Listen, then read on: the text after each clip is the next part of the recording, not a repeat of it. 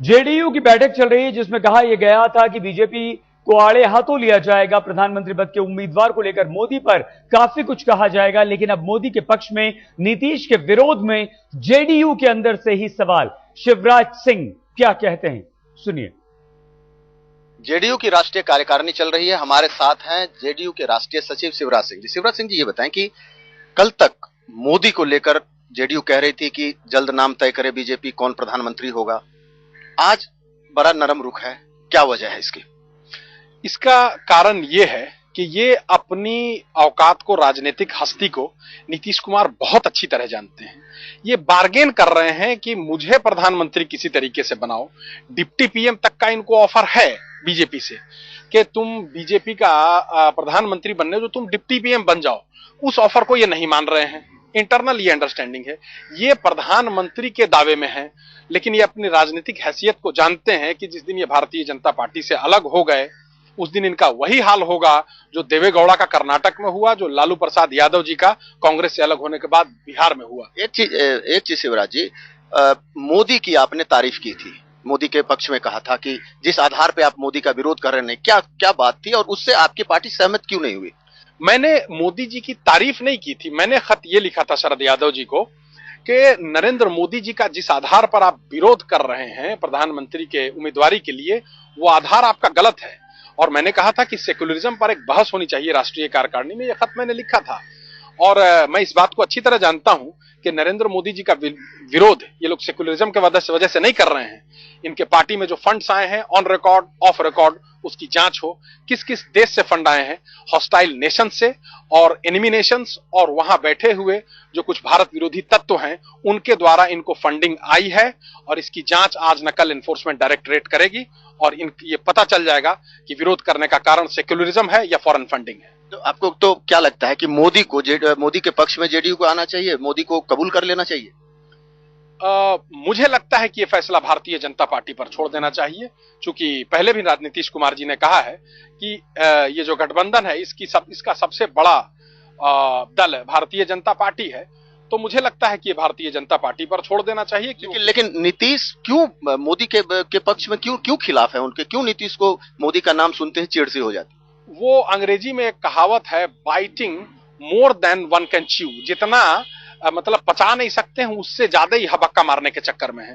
तो उस चक्कर में ही मुख्यमंत्री से भी जाएंगे। भाई तुम एक रीजनल पार्टी हो, तुम कैसे बन जाओगे प्रधानमंत्री? बिहार में आपका आधार नहीं है। 2004 में आप चुनाव, ये पिछला चुनाव कब लड़े हैं नीतीश कुमार? 2004 में बेआबरू होकर अपने घर से निकले हैं। और तुम तय करो कि भारत का प्रधानमंत्री कौन होगा, और वो नहीं होगा। तो नीतीश खुद भी तो प्रधानमंत्री के रेस में। अब तो ये तो बेखुदगी है ना। प्रधानमंत्री के रेस में हो, पहले तुम लोकसभा का चुनाव तो जीत के आओ, एक विधानसभा का तो चुनाव जीत के आओ। 2004 में जो आखिरी चुनाव लड़े उस चुनाव को तुम हारे। अब तुम चले हो प्रधानमंत्री बनने, अब तुम चले हो राष्ट्रपति बनने। राष्ट्रपति बनने ये तमाम सवाल जो है आपने, आप पार्टी के पदाधिकारी हैं, आपने उठाया मंच से, इनको कहा?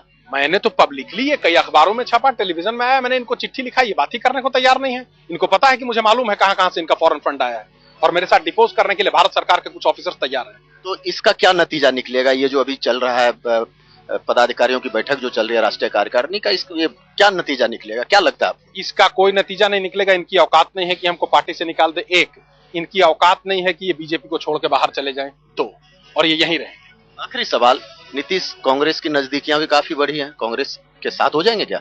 नीतीश के बारे में देखिए, लालू जी का तो मैं बड़ा विरोधी हूं, लेकिन है विद्वान आदमी लालू जी। उन्होंने एक ही बात कहा, ऐसा कोई सगा नहीं जिसको नीतीश ने ठगा नहीं। नीतीश किसी के नहीं, घर से लेकर के बाहर, दुनिया से लेकर के देश। वो कांग्रेस के साथ भी बार्गेनिंग, बीजेपी के साथ भी बार्गेनिंग, सभी के साथ बार्गेनिंग, और इसमें अंततोगत्वा नीतीश ही बर्बाद होंगे, एक्सपोज होंगे। तो ये थे शिवराज सिंह, साफ कह रहे थे कि नीतीश कभी भी एनडीए से अलग नहीं होंगे, ये सिर्फ उनकी पोस्चरिंग है। कैमरामैन राजीव श्रीवास्तव के साथ शमशेर सिंह, दिल्ली आज तक। शमशेर सिंह हमारे संवाददाता हमारे साथ हैं। शमशेर, आपने बहुत विस्फोटक इंटरव्यू लिया है शिवराज सिंह का। क्या यह नीतीश के खिलाफ, शमशेर, सीधी सीधी बगावत है? जी सही कह सकते हैं। जिस तरह से एक राष्ट्रीय सचिव इस तरह से सही बात कर रहे हैं कि नीतीश की कोई औकात नहीं है, साथ ही जो मोदी को लेकर सबसे बड़ा बगावत तो जो है, या नीतीश के खिलाफ बोलना, ये तो अपने आप में एक बड़ी बात है। लेकिन जिस तरह से मोदी को लेकर आप पार्टी में देखें कि पार्टी ये कहें कि कई खेमों में बटा हुआ है मोदी को लेकर। साबिर अली सांसद हैं, वो कहते हैं कि मोदी कतई बर्दाश्त नहीं होगा। दूसरे सांसद हैं, और भी कई सांसद हैं, नेता हैं जो बीजेपी को समय वक्त दे रहे हैं, 6 महीने 5 महीने का वक्त दे रहे हैं कि वो अपना नाम तय करें। तो कुल मिलाकर अगर आप देखें तो मोदी को लेकर पार्टी में एक मत नहीं है। भले ही नीतीश हमेशा मोदी का विरोध करते रहे हो, लेकिन अंदर से जो ये खबर आ रही है कि जी सही शमशेर, बिल्कुल ठीक कह रहे हैं आप। लेकिन अगर आप यहां इस वक्त हम सिर्फ बात करें शिवराज सिंह की, तो क्या वो नीतीश की पोल खोल रहे हैं, नीतीश के दबे छिपे एजेंडे को आज सार्वजनिक कर रहे हैं? जी सही कह सकते हैं, नीतीश की पोल खोलना कह सकते हैं, क्योंकि यहां पर जेडीयू राष्ट्रीय कार्यकारिणी की बैठक चल रही है और वहीं से 10 मीटर बगल में एक पार्टी का राष्ट्रीय सचिव इस तरह की बातें कर रहा है कि नीतीश का एजेंडा क्या है, नीतीश क्या चाहते हैं। क्योंकि अगर वो पार्टी के पदाधिकारी हैं, जाहिर सी बात है जो अंदरूनी बातें होती हैं वो पदाधिकारियों की बैठक में रहते होंगे, नीतीश शरद के काफी करीब रहे होंगे, बातचीत होती होगी, तमाम चीजों को जानते होंगे।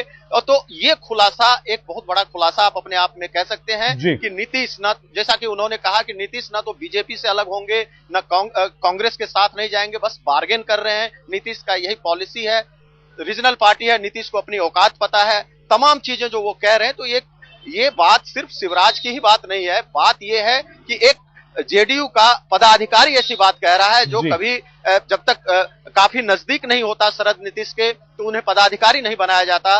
तो ये अपने आप में बहुत बड़ी बात है सही कि नीतीश की वो पोल खोल रहे हैं कि नीतीश का एजेंडा क्या है, आखिर नीतीश चाहते क्या है, नीतीश किस हद तक जाएंगे, कहां पीछे हटेंगे, कहां आगे बढ़ेंगे। ये तमाम चीजों को बताता है जो ये इंटरव्यू दिखाता है।